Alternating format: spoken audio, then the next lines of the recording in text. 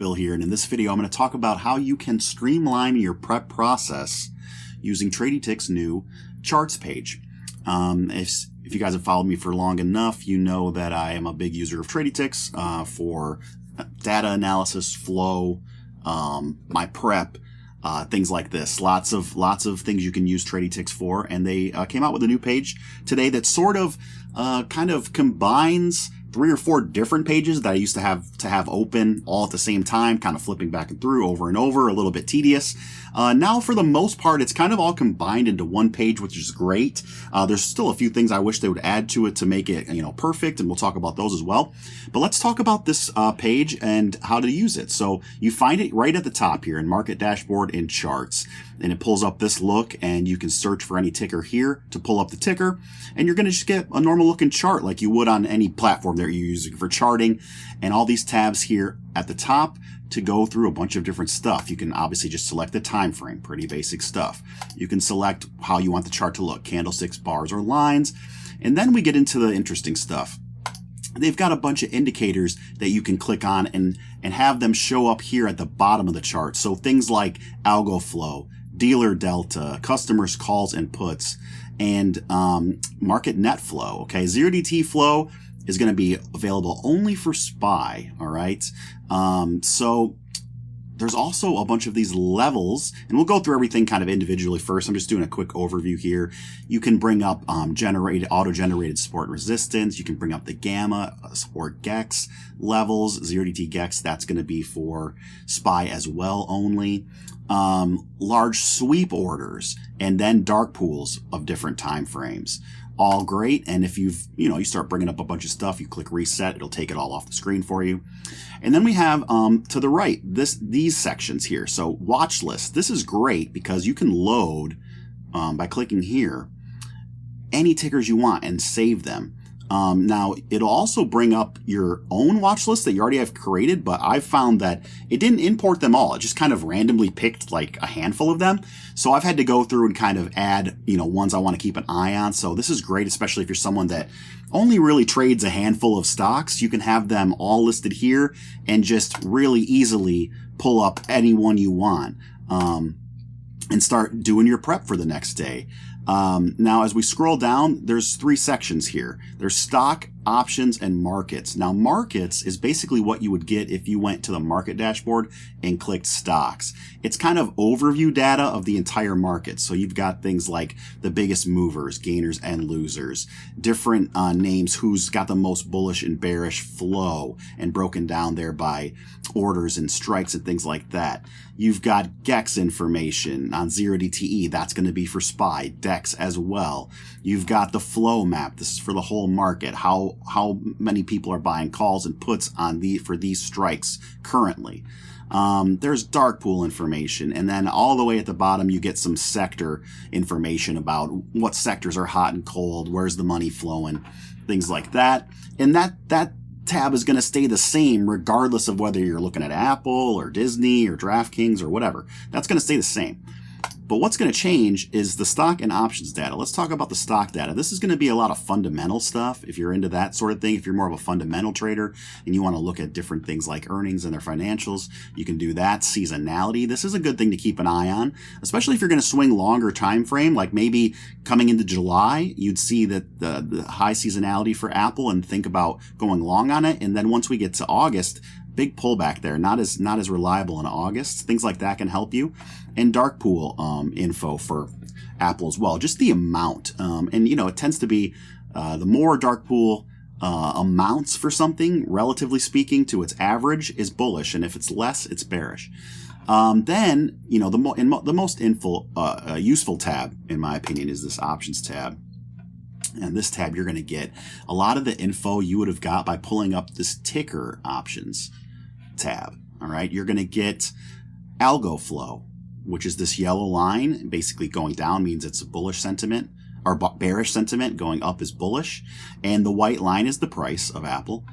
You're going to get customer positioning, which is super important. We want to know how are, customers feeling about this stock? You can see that last week they were very bearish, but going into next week, quite the opposite, very bullish.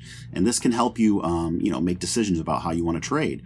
Here's all your GEX levels. It's a little hard to read here, but we'll show how you can bring it up on the chart in a second.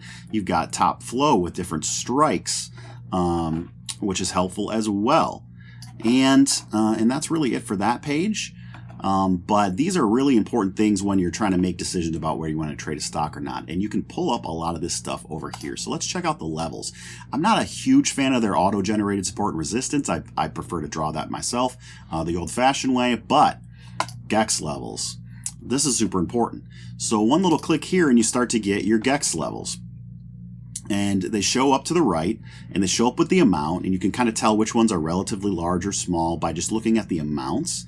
And you can easily start to look at something and decide if you want to trade it. Now, as we know, the negative GEX levels can act as a magnet, and the green can act as a repellent. So we're down here kind of below our last level, and this might be a sign that there's really not much more pulling Apple down below.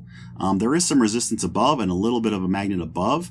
And it looks like we're kind of, just looking at the chart, look at this support here.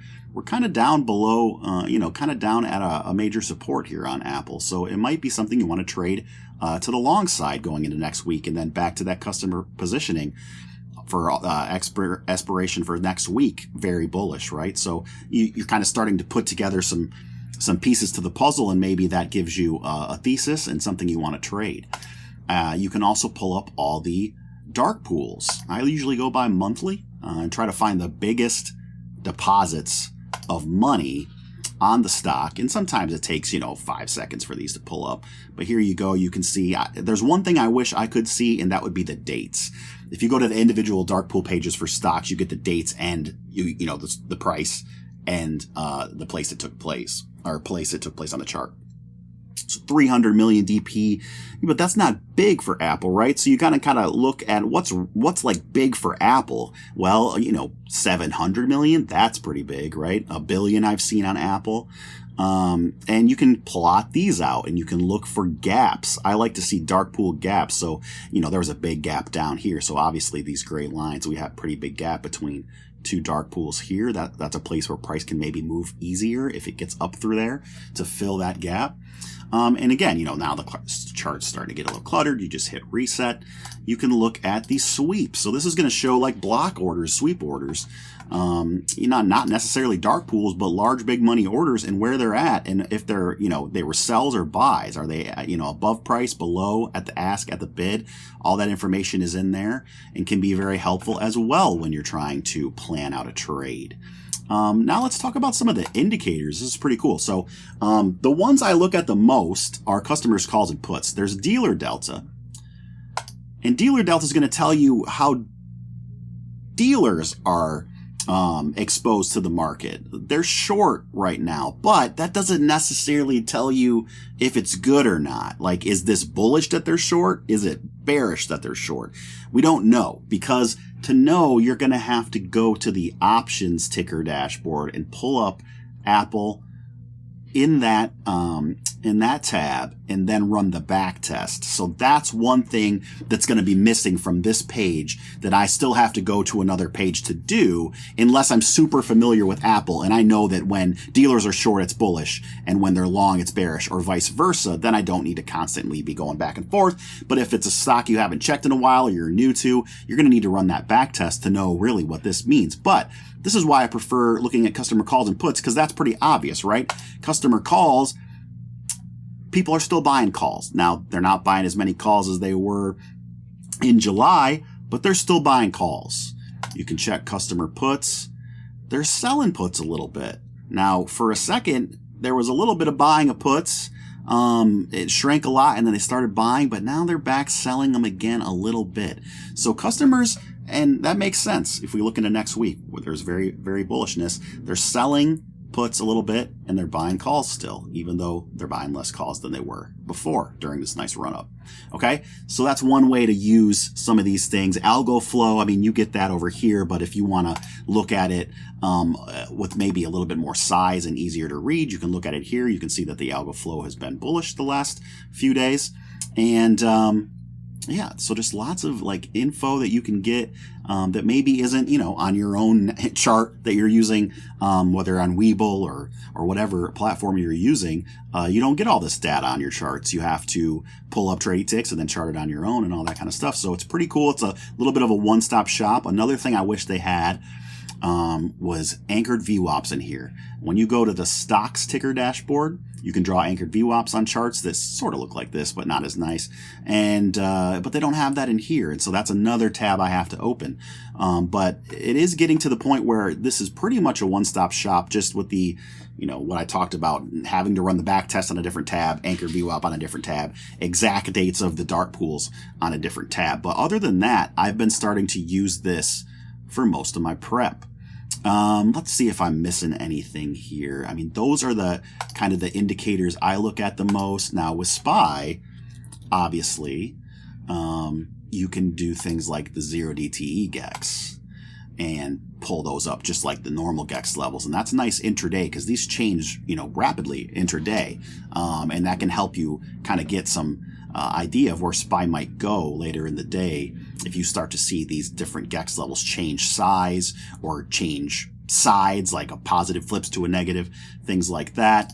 And you can get on SPY, you can get the market net flow. I think you can get market net flow on every tab, and you can select the day or any stock, and you can select the day because this is just for the market, but it correlates really well to SPY. You can see market net flow pulling down over across the market there, and we are pulling down for the price as well. If you want to try the auto-generated support and resistance, they pop up just like the GEXs. Not really my thing, but some people do like them. And did I miss anything? Let's see. Not really. I mean, that's pretty much it, guys. But if you have any questions about how to use this tool or anything like that, you can always leave a comment, reach out to me on Twitter, and I'll help you out.